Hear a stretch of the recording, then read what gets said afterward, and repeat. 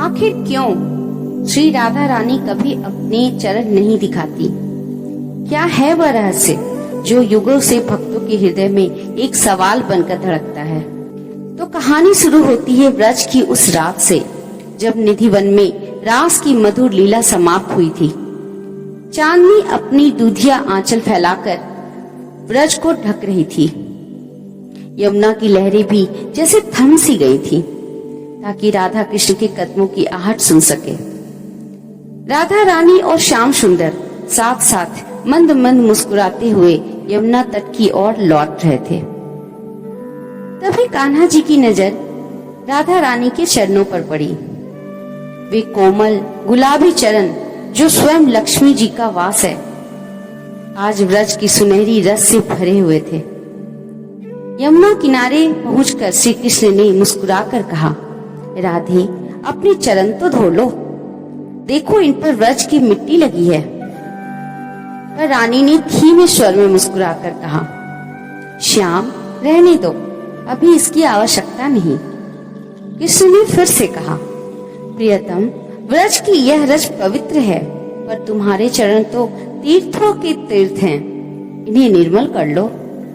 लेकिन राधा रानी बार बार कोई न कोई बहाना बनाकर बात को टाल देती। कभी कहती अभी जल ठंडा है, तो कभी कहती पथ लंबा है, बाद में धो लूंगी। कृष्ण समझ गए इसमें अवश्य कोई रहस्य है।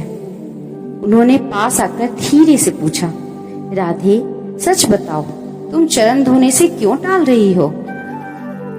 राधा रानी की आंखों में करुणा की अमृत धारा उतर आई और वो धीरे से बोली, श्याम, मेरे चरणों से यदि एक बार भी कोई कर्ण, कोई रज या कोई प्राणी लग जाता है, तो मैं उसे अपने से कभी दूर नहीं करती।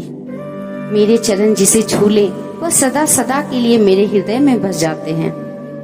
कृष्ण मौन हो गए, क्योंकि वे जान गए थे कि राधा के चरण केवल धूल नहीं पकड़ते, वे आत्माएं पकड़ लेते हैं। और यही कारण है कि अनंत कोटि ब्रह्मांड में राधा रानी के चरण सबसे दुर्लभ, सबसे अनमोल है। उनका एक स्पर्श प्रेम का वह बंधन है जिसे न काल काट सकता है, न मृत्यु मिटा सकती है। आज भी राधा रानी अपने चरण छुपा कर रखती हैं, ताकि उनका अनंत प्रेम केवल उन्हीं को मिले जो हृदय से उनका नाम लेते हैं। तो बोलो राधे राधे, जय श्री कृष्णा, जय श्री राधे।